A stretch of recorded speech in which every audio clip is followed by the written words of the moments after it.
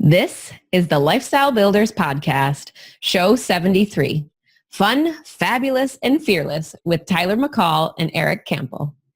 For me, it was like, I'm not doing this I don't do the business that I do and do all this because I want all the things for me and I just want to have this fabulous life on my own. It's no, I do it because I want us to have an incredible life together and be able to experience things. And it was missing a Saturday morning brunch to celebrate our friend's birthday because he was working his retail management job, mm-hmm. or the fact that he didn't get a break from Black Friday until Easter Sunday because he never had 2 days off in a row for 5 months because he was working retail. That's horrible. Who wants to live that way? Hi, Ariana here with a quick PSA about why this topic is so important to us. Tom and I know how challenging it can be to start and run a business, to take care of your loved ones, and on top of it all, to keep a healthy relationship with your spouse. It isn't easy, and that is why we created our Lifestyle Builders Mentorship Program. As a special offer during this very special Couples and Entrepreneurship Month, we'd like to invite you to get started with your first month of Lifestyle Builders for only $1. So if you, and your spouse is welcome too, need more strategy, support, and guidance in your business and life, plus people who truly care about you and will keep you accountable, sign up now at tomandariana.com/LBcouples with the code LBcouples. A little bit more about our guests on today's show. Tyler and Eric teach entrepreneurs how to use Instagram with intention and the keys to marketing online with values and purpose. They help their students discover how to share the benefits of working with them, not just the features in their toolbox. Tyler is a nacho aficionado because hello guac and cheesy goodness. Target is his favorite place in the world, and Ben & Jerry's is always in his grocery cart. Eric is a fashion stylist, creative mind, and donut lover. And if you're looking for them on a Saturday, your best bet is to wander down the Target spot aisle. All right, I am so pumped about today's show. Our guests just were so much fun to have on today, and we talked about a lot of different things, but I think the biggest one that struck me was their just unending support and loyalty to each other. You know, the trust that they each had when they subsequently both left their jobs, just moving cross country, just all of these things that happened within a very short time, and they never lost faith in each other that they were going to make it work. Well, I was going to say, and we don't hear that from many couples, that I'll echo it. As we were kind of going through that, it was well, it didn't matter what happened. And I think they actually said a quote at one point. They're well, if this happens, it'd be we had good times when we had money. We had great times when we didn't have money. So they knew that was going to come back, and they just knew it was part of the journey, which I don't think a lot of people get, especially when they're in it. Yeah. And I mean, they were just a lot of fun. They were exploring new things now that they both work together in the business and are kind of coming up on some of these new issues. But again, that unending support and love for each other just kept coming through. They were going to figure it out no matter what. I was going to say, and we've had some entrepreneurs that have been a lot further along in their journey. These guys are earlier in their journey, but they've kind of gone through some of the challenges, and now they're hitting kind of that stride where things are starting to work. So it's just cool to see all the different, not only levels of the relationships, but also levels of the journey as entrepreneurs. Yeah. All right. And with that, we'll let you enjoy. All right, everyone, we are back with another awesome couple for you today. We've got Tyler McCall and Eric Campbell on. Thank you guys so much for coming on with us. Yeah, thank you so much. Yeah, thanks for having us. We're excited to dive in. But I think for me, one of the things that I always love to hear is you guys have kind of gone through a lot of changes. What is the timeline? Walk us through kind of, Tyler, you leaving your job, and then Eric coming on and joining the business, and then you guys had a move in there somewhere. So give us kind of just a couple things. Just a couple few. Yeah, we decided to do all the hard things in the course of a year and a half, I think. Because why not? Yeah, why not? I have the same philosophy. So I was working full-time in the nonprofit world for nearly 10 years. And then in 2015, I decided to kind of started doing the side hustle thing and started doing social media management, helping people with their accounts. And I also had a small handmade business on the side that I was marketing on Instagram. And I started doing that, and I got a business partner, and she and I decided we were going to leave our corporate jobs at the beginning of 2016.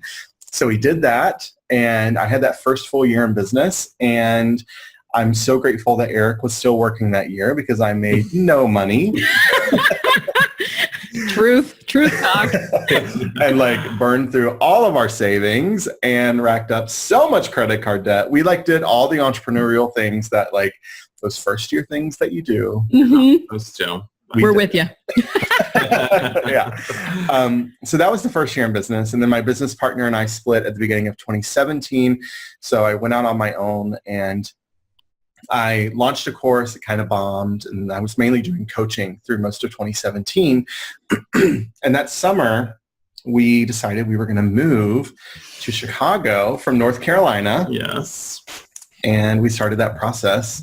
So Eric quit his job. Yeah, I was still working my full-time job, and it was draining, and I think I was complaining every day about it. Yes. And I was not having it anymore. So Tyler had this novel idea that I just quit. Yeah. And do my own thing. And I thought, okay, that's an option. And I did it. And and so I left that job. It was scary.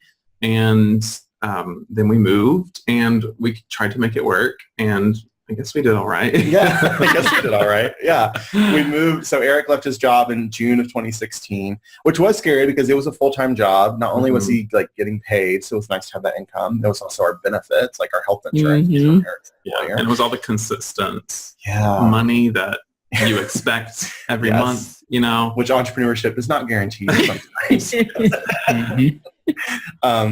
But yeah, so Eric quit his job. We moved to Chicago that August after a very like crazy summer. I had a crazy summer happen. My dad got sick, passed away unexpectedly. Like our entire life like kind of flipped upside down. For me, my life flipped upside down. And then we moved here and everything changed. And Eric was doing his thing, doing virtual styling. And then I was doing my thing, doing social media consulting. And then I didn't want to do that anymore. So I quit doing that and launched the Follower to Fan Society, which is our membership site. And that, like, I can't even like believe like how it took off. And we are almost a year into the Follower to Fan Society. And now it's like both of our full-time thing. And like, it's crazy that like we like make more money now in a month than I feel like we made like at our full-time jobs, like in a year sometimes. Yeah, like seriously, the business does. I mean, we're not like we're not like right. wearing our red bottoms and like getting in our private jet or anything. Yeah, we will eventually.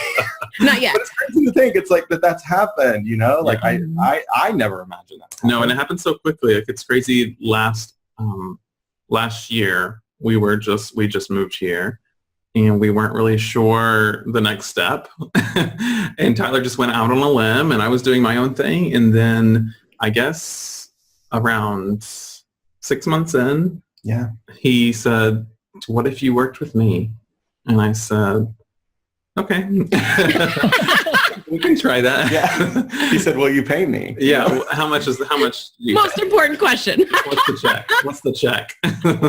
So I'm curious. There's a lot in there, but you went through, I think, what most entrepreneurs go through early on, which is you're trying to get the business off the ground and it's just not making any money. So Eric, I'm curious, one, how did that feel during that time when you knew that you were like supporting everything? And then two, how do you make the shift of saying, well, I just spent basically the last year supporting us. Now I'm going to quit too and kind of do the entrepreneurship thing. Yes. So the support thing, I feel like it's kind of, at that point, it was like a back and forth. We kind of went through ups and downs of like who had the steady income versus who didn't, if that makes any sense. Yeah. So it was just kind of a natural, like, I don't even know how to explain it. Like he was doing his thing and I believed in him. So I was like, this is just how it is right now, and we'll see where it goes. It should be noted that like I decided I was going to start a business and quit my job without consulting Eric. I literally just came home from lunch. How did that work out? I came home from lunch with my friend Sarah Jane, who is my business partner, and I was like, hey, I had lunch with Sarah Jane. I'm quitting my job in February. This was October. Yes. I'm quitting my job in February. We probably need to save like, I don't know, like 12 or 15 grand by then. So that's going to happen. Yes. Surprise! Small note. Yeah. And at that point, he had a full-time job. I didn't have a full-time gig. So he was like, we need to save this much. And I was like, okay, you go ahead and do that. I'll support you. And yeah, I don't know. I just felt supportive. I believed in him. It was kind of a trickle down thing. He's been slowly but surely like got into doing his own thing. So it just made sense. That was the next step. And I saw that coming. So I just felt fully supportive of that. You're welcome. What was the second part of that question? I can't remember. Oh, what did you said? Basically, then when you decided to leave as well after doing that supporting for a year, like how did you kind of make that decision? Because it seems like, at least on the outside, like after a year of doing that, you'd be more tentative to leave and do the entrepreneurship thing. Was there something that like, caused that? So working my full-time job, it was just difficult and draining what I was doing. And so I saw Tyler doing so much on his own and like living this. At that time, I was like, his life is so fabulous right now. And I'm stuck going to work every day. He was having lunch meetings. And I remember this one specific thing that we still talk about. We had a friend who had this really amazing, fabulous catered birthday brunch. And I had to go to work. And so he went and he met with all these new people that we're still friends with. And all of our friends in town were there. And I was like, that sounds like a great time. And they were talking about the food and how great it was. And I was like, well, I had whatever microwave meal that I had for lunch. So he was just doing all this stuff. And I felt kind of stuck. And he's always kind of pushed me. So he's always been the one to be like, yeah, you can do that. Why? Like you can start that if you want. And my natural inclination is like, what do you mean I can do that? So he kind of just, I don't know, what did you say? He was like, basically, no, I think literally quoting, he said, why don't you just quit? And I was like, okay, I guess. What do you? Is that even an option? Like, what are you talking about here? That's kind of my question to most people. Like, we have friends who like work, 9 to 5s that they hate. And mom's like, why don't you just quit? Like, it's literally that easy. Yeah. Just quit your job. And I think that was the main thing is he saw how kind of annoyed I was with my situation, and he's put in a lot of work to enjoy the life that he has, that we have. And so if you're not enjoying it, then it's really there. What are you doing? Like if you're not having fun, if you're not liking your job, like if you're capable of changing your situation, then why don't you just do that instead of like complaining about it? Yeah. I love that so much. Well, I was gonna say, and that's such a powerful question because, we've gone through it over the time too, but oftentimes we think that we're stuck in our circumstances and we don't have options. But the reality is we all have complete control over what we do and what we don't do. What we oftentimes don't realize, though, is that we have that control. And sometimes just having an outside party say why. Like I know we do it to each other all the time. It's like, Ariana's like, well, we can't do that. I'm like, well, why not? And then it makes her... he said that phrase to me. Why don't you just quit? And I was like, what? But it's so cool that you guys, like what I heard already was like you guys supported each other, and it was like, I trusted him even though like wasn't necessarily sure how it was going to work out. And what we found is that trust is so important because I'm the type of person that's going to be like, yeah, let's take this idea and then we'll go and do it. And she's like, oh, I'm not really sure. But we've had to have trust in each other that like, I'll figure out how to make it happen. And then I have to have trust in her that it's like, okay, I'm going to help you along and kind of help you see like this vision that I have. Mm-hmm. Well, and I think trusting too that, a lot of the issues that we had was he is the big idea guy. So he would come to me and my first reaction is how? And that's how my brain works. I have to understand like, how is this humanly possible to do? Just explain that to me. But he hasn't thought about that part yet. Well, my answer was usually, I have no idea, but we'll figure it out. So what we had to figure out with those types of conversations was he always saw that as a negative thing. Like me asking how we were going to do it was like, no, it's not possible. And I'm not behind that idea. Whereas I just genuinely was trying to understand, like, how can we do that? Okay, let's just talk through details with me. And on the same boat, I had to remember, like, he is excited. He's got this idea and I don't want to crush it. So I need to word my question in a way that shows him I'm supporting him, but also like I'm a partner in this relationship and a partner in the business. So like I need to be on the same page. So ultimately that's what we ended up having to do to get on the same page. But it sounds like you guys were pretty much on the same page throughout this, regardless of what points you were at in the story. I think so. I think so. And for me too, it was this, I finally came to this realization. I feel like I said this to you as well. And I was like, I quit my job. I've been building this business because I wanted to live this certain way. I wanted this lifestyle. And the person I want to spend all of my time with is you, yet we can't live this lifestyle together because you're working this terrible job. Mm-hmm. So, and like, for me, it was like, I'm not doing this I don't do the business that I do and like do all this because I want all the things for me and like I just want to have this fabulous life on my own. It's like, no, I do it because like I want us to have an incredible life together and be able to experience things. And it was like missing like a Saturday morning brunch to celebrate our friend's birthday because he was working his retail management job, mm-hmm. or the fact that like he didn't get a break from like Black Friday until Easter Sunday because he never had 2 days off in a row for like 5 months because he was working retail. Like, That's horrible. Like, who wants to live that way? And like, so I'm not living that way. You know, I was like living my best life, working my like 3 or 4 days a week, being fabulous. Everything was a business, right? So like I could get coffee whenever I wanted. And then he's like offered this job that he hated. And yeah, it was just so stupid. So even when he quit, like we didn't know how we were going to make it work. We didn't have like a plan or a financial plan or projections or any of those things. It was like, yeah, just quit your job. We'll figure it out. Yeah, we did. Figure it out. Yeah.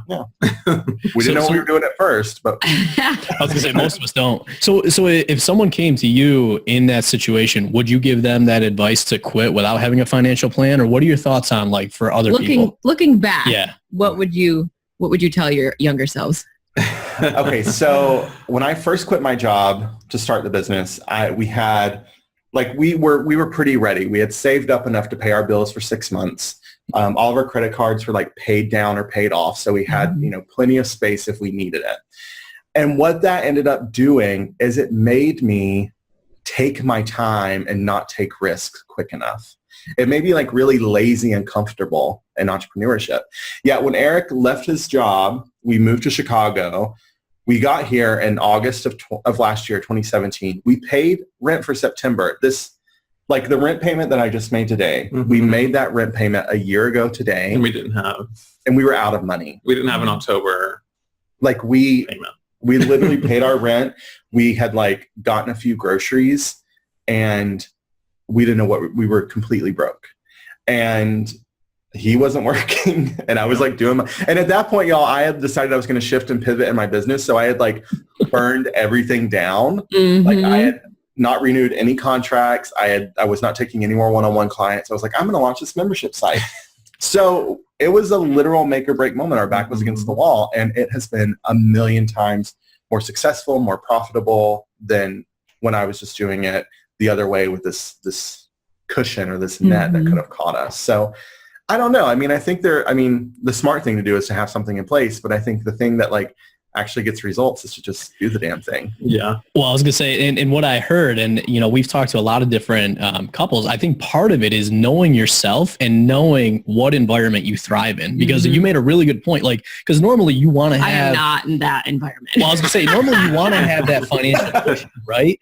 But if you're the type of person that's going to make you too comfortable and you're not going to do what you need to do, and you know that you need that pressure, I mean, maybe you just have that pressure set up, or maybe you can artificially create it. But, the big thing I heard there was that once you knew that was on, that was like when you got serious and when you knew you had to make it happen. Mm-hmm. Yeah. Yeah. So Eric, at this point, you guys are low on funds, don't know how you're going to make the October payment.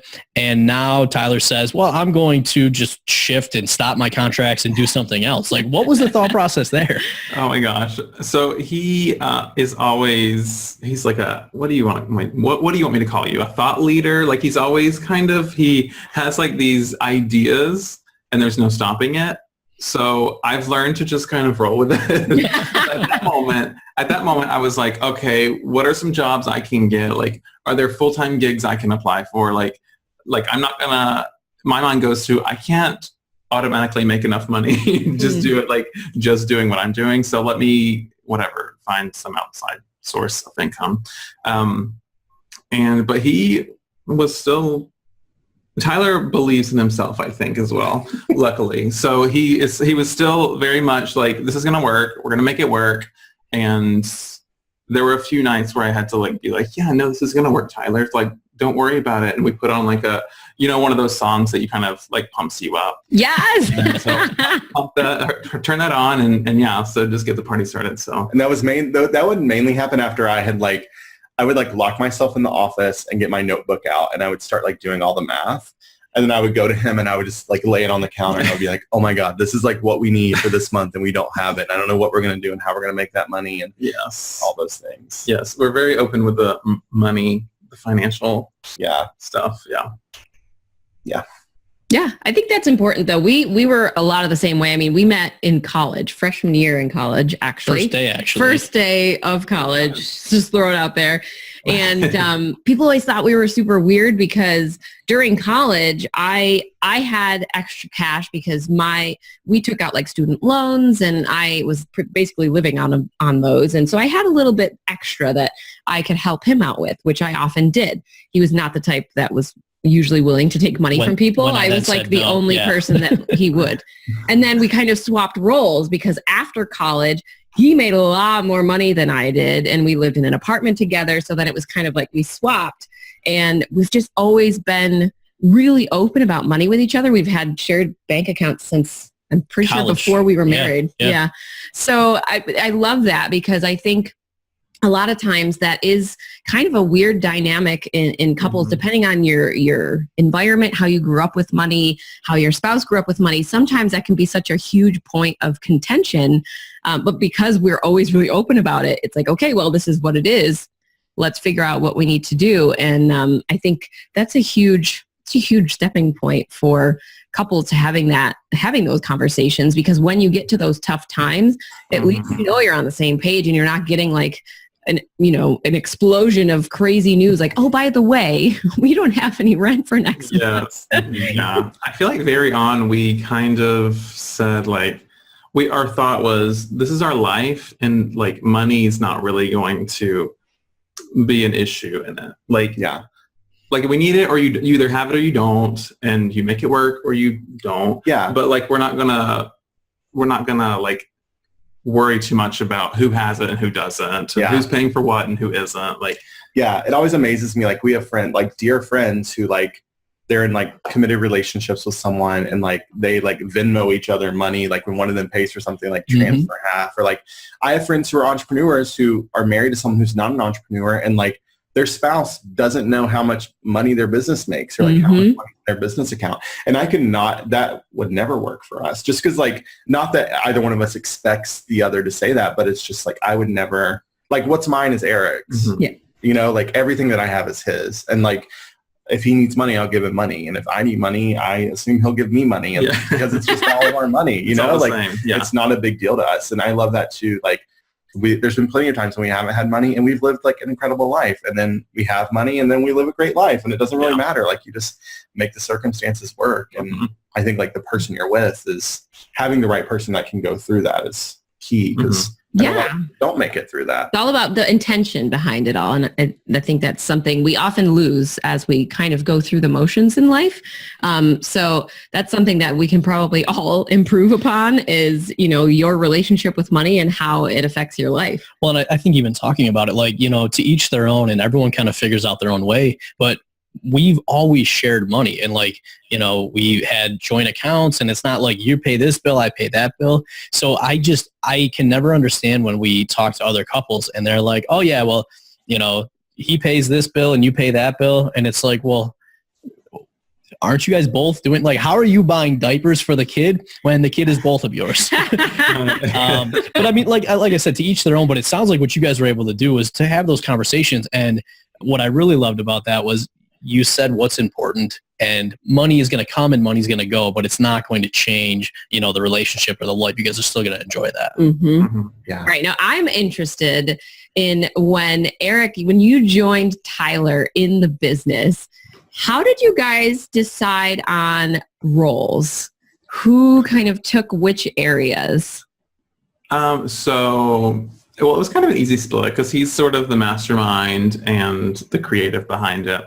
And I mean, he started it, so that makes sense.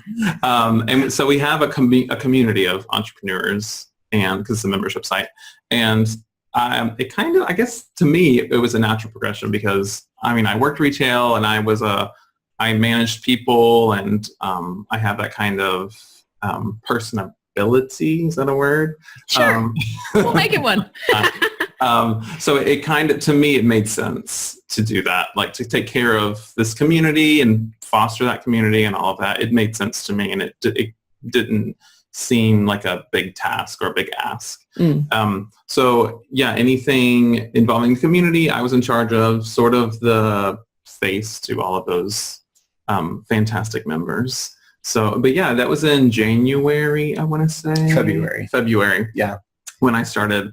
And yeah, like I said, he just kind of asked, he said, would you want to come work on with me? And I said, yeah, how much do you pay?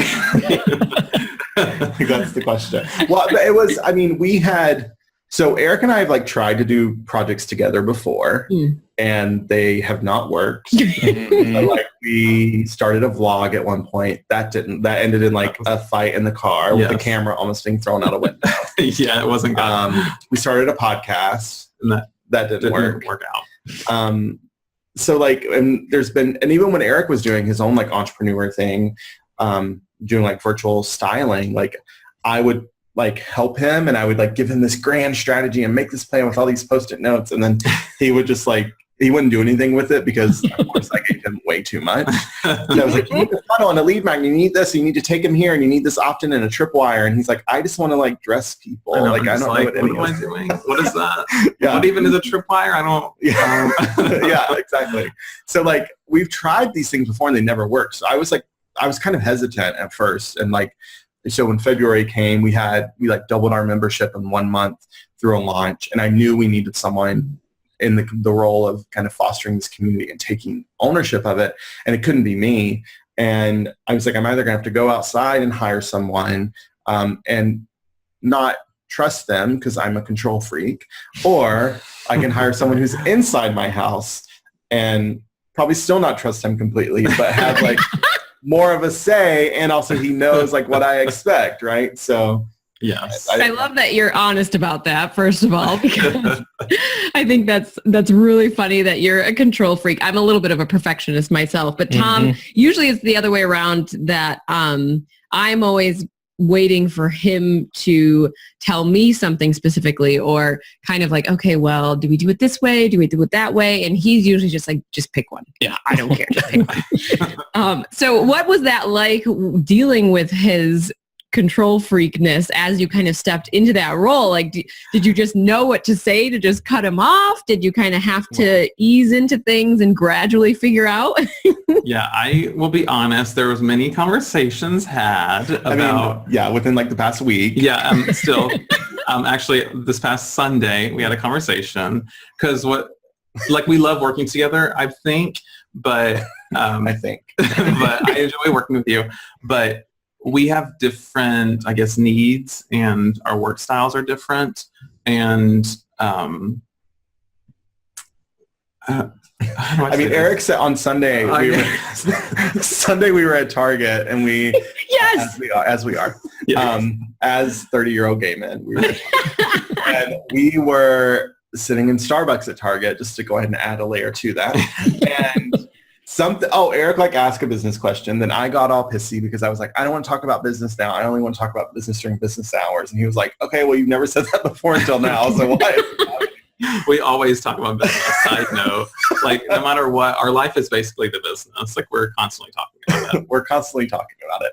And I was like, I only want to talk about it during business hours now. And then it devolved into this discussion, not an argument, not a fight, a discussion that continued around the entire shopping trip of Target. Like every, he would say something and then I would be like, oh, that's a cute shirt. And he would be like, and also, that tripwire. Yeah, exactly. But Eric said to me, and I quote, "You're not my ideal boss, and I know I'm not your ideal employee, so we need to figure out how to make this work." I was trying not to say that before, but that is true. Like, I know I'm not his ideal employee. He's not my ideal boss because we have different styles. Mm-hmm. So, but I mean, I'm committed to making it work. So I think that's just something we've communicated about, and we try to meet each other in the middle. Yeah. Yeah. I mean, we have experience with that. Believe me. Oh, yeah. 10 years in the making here. We went through a lot of those types of disagreements or discussions. And then, I mean, honestly, it keeps evolving. So we still haven't quite figured it out. I don't know if we ever will, but we are very different personalities. And it's sort of the same type of deal. Like I would never make a good employee of his. He would not make a good boss of mine for sure. Oh, terrible boss. You make me cry every I'm a other good day. boss for other people. I'm a terrible boss for Ariana. But it was really, having those conversations is the first step to figuring it out, because it opens up the floor to, okay, well, how do each of us interact? How do I communicate versus how does he communicate? And how can we shift the way that we say things just enough that, we're not pressing buttons, we're not triggering them. And then also kind of keeping in mind, like one of the things that we did, we just talked about this on another episode, was we took personality tests, and we took a bajillion of them. Yep. And we also took the love language test, because that told us a lot about ourselves just in person, personally, and also helped with the business stuff as well. And then all those personality assessments were like, okay, well, you communicate this way and you communicate this way, and it's the complete opposite. Surprise, surprise. So when we read each other's, that's when a lot of it really clicked for us, was like, oh, okay, so that's why he gets so pissy when I ask him questions, because he's looking at me as this. And he understood like, oh, this is why she gets emotional and cries every time we have a meeting, because I am saying things in the wrong way. So, I mean, it's been a journey for us, just having those discussions. It's like once you think you're good, all of a sudden something happens and you're not good anymore, and you've got to stop and figure it out again. And then what worked before suddenly isn't working now, so we got to refigure it out again. So we hear you 100%. So I'm curious, kind of building off of that. So one of the biggest questions people always ask us is like, how do you guys have work-life balance? And you guys mentioned that, they're pretty much together. Like, how do you guys view that? Like, is there time that you guys take for like your relationship and doing non-work things, or what does that look like? It is difficult. I feel like on the day-to-day, like we're just like, it's very easy for us to like be watching Netflix or Hulu and then suddenly just be like, oh, you know what this person said about whatever, or this person is doing this in the group, or like to slip into work mode is just like seamless. Sometimes we don't even realize how we got there. We're like talking 10 minutes about business, and we're like, wait a minute. And we're like pausing things, and I'm like, oh, let's make a note of that, or let's like figure this out, or so it happens a lot. We recently went on a trip, and there was like little to no work. Yeah, I feel like if we're home, like if we are in Chicago in our house, we're probably working at some point, or sleeping, or like on the couch. Yeah. Like those are our three modes. That's really it. Like, and I think that's partially because of the phase of business that we're in. Like we're in this scale phase right now where we're really like, this engine is like finally going. And so it just takes a lot of time and energy. But then we also are really intentional. Like when we're away on a trip, we love to travel, and we were just in Canada for 2 weeks, and like, we didn't really think about the business for 2 weeks. We like just let it go, and I was talking to a friend earlier today, and she was like, because we were like in the middle of nowhere in Ontario, and we didn't have cell service. She was like, weren't you freaking out? Like, what if something happened with the business? And I was like, first of all, nothing did happen. Secondly, our members are adults. They're self-sufficient. They need something. They'll figure it out. And thirdly, we still made money every single day while we were away. So like, it's still running. It's still fine. We're getting ready to go to California for 3 weeks, and we've been like planning for a year to take a month off. And it's kind of sort of happening in September, not the whole month. And like, we probably won't be totally off the whole time, but like, I mean, I'm not going to think about it while we're away. Yeah. I'm going to be in California. So, and I think that's kind of just where we're at. Like when we're kind of all about work, and that just kind of is how it is. Yeah. We still have fun. We don't feel bogged down by it, but it's just kind of the way our lives are right now. And also we're like all about work while like sitting at home, like in our underwear with our dog, like, like drinking Dunkin' Donuts every afternoon. So it's like, we're not over here like, really struggling away at the workhouse or something. Right. Yeah, I think that's a really good point too, because we've found sort of the same thing. If we're home, like we work from home now, we see each other 24/7. It is really easy to just fall into, oh, the kids are doing this. Oh, and did you see that thing, the email that came through, blah, blah, blah. But what I think is important there is that because everything we do is business and life related, it's almost like a harmony. Like we can switch on and off that quickly because those two things are just so in harmony with each other that it's okay. It's when it flops to one side or the other that I think we start to get out of alignment a little bit. Like when there's too much life happening and we don't have enough time to do the brainstorming and the fun parts of the business, and vice versa when we're in crazy mode with the business and we miss just sitting on the couch and watching Netflix or, going outside and playing with the kids because we can. I think it's having that harmony. That's what makes this lifestyle so amazing. We can work when we want to work. We can switch off and talk about whatever. And getting out of the house is huge for alone time because I think you're right. When you get out of your element, because like the home is working, when you get somewhere outside of the home, it is a lot easier to say, okay, no business. We're going to have us time. We're going to relax and it's going to be awesome. Well, and I think the other thing too, and I think most entrepreneurs get this. It's usually the non-entrepreneurs that really don't. But work for us isn't the same as like working the retail job where you didn't have control over it. Like I remember I had a mentor who kind of reframed. I always said I wanted to retire by 35. And he's like, Tom, quit saying you're going to retire because you're not. He's like, what you're going to have is more flexibility over what you do, when you do, and who you do it with. But at the end of the day, like you're still going to be working. So like, I think sometimes people don't realize that it's not the like balance of like, it's this versus that. Like we've really integrated those so that for the most part, we can flow back and forth. Now when our 6-year-old's home from school for the summer and she forgets that we actually have to work all day. I need this. Can you come play with me? I need a snack. And I'm like, oh my gosh. And I know for me at least, it's like, yeah, we may like go through a whole day. I mean, like this week in particular has been a busy week and next week will be a busy week. We're both like, we literally get up and go to our computer and work until like 6 or 7. Then we make dinner and we sit on the couch. And like last night we were watching TV and I was on my laptop the whole time doing work. But that's also the trade-off for the fact that like, there's plenty of times where it's like a Wednesday at 11. I'm like, hey, do you like want to go to lunch and go to a movie today and just like not work the rest of the day? And we're like, yeah, of course, let's do it. Or like, hey, let's go like window shop wherever. Or, like, let's go to Target or and like we can do that. We don't have anyone that we're responsible to except for ourselves. Yeah. All right. Such a great show today. I would love to hear from each of you what it is that you want listeners to take away from your story, from your experiences, and everything that we've chatted about today. Oh my gosh, you go first. Okay.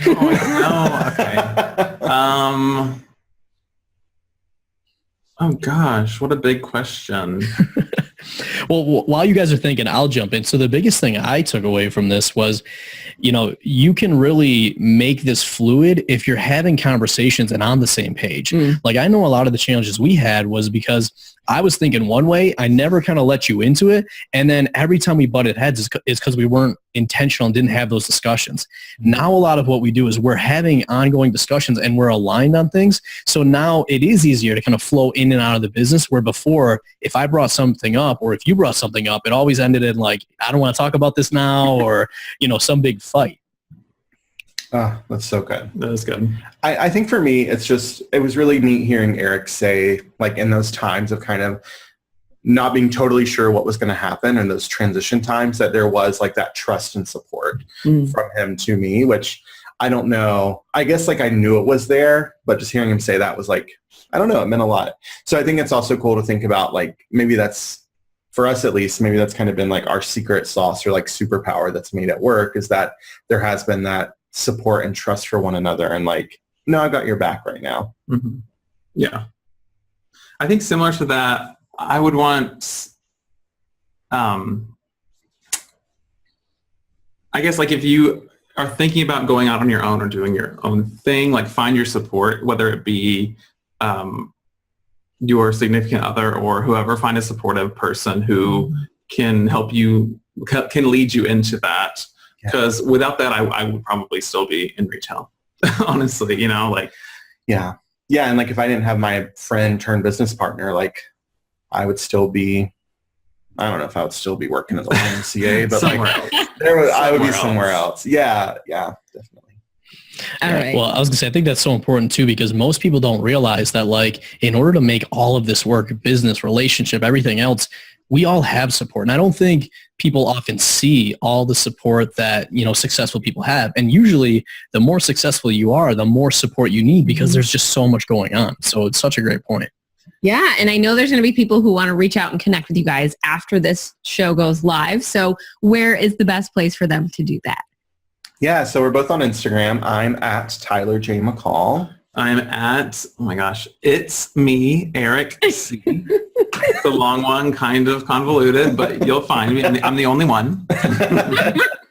And then if you want to learn more about our community, the Follower to Fan Society, you can just go to followertofansociety.com. Check it out. Love that. And we will include those links, of course, in the show notes page, which you can find at tomandariana.com/73. All right, you guys, it has been another fabulous episode with Tom and Ariana, your hosts and lifestyle builders. And we want to extend a huge thank you to you guys for coming on and just sharing all the stories, all the experiences, all the good stuff. Yeah, thanks for having us. Thank you so much. All right. And for everyone listening, as always, I want you to remember that it's your life, your business, your way. We'll see you next time. Bye. Hey, we hope you enjoyed this episode. If you know another entrepreneur who may benefit from hearing this show, we would so appreciate you being a good friend and sharing it with them. And just a reminder, as a special offer during this super special Couples in Entrepreneurship Month, we'd like to invite you to get started with your first month of Lifestyle Builders for only $1. Sign up now at tomandariana.com/LBcouples with the promo code LBcouples. Are you a Lifestyle Builders podcast fan? We'd love to hear from you. Head on over to tomandariana.com/iTunes and leave us a review.